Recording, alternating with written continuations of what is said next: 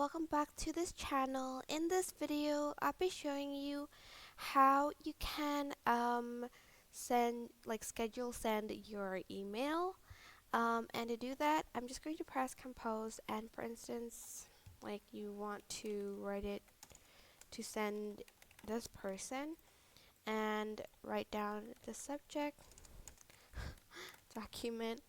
And for instance, you're like writing an email and you don't want to send it now, you want to send it later, but you're going to be outside or something and you don't want to really think about it. You can send schedule send the email. So press this arrow and just click schedule send, and you can either choose from these dates and time, or you can click on pick date and time. For instance, you want to send it March 2022, and you can change the time here.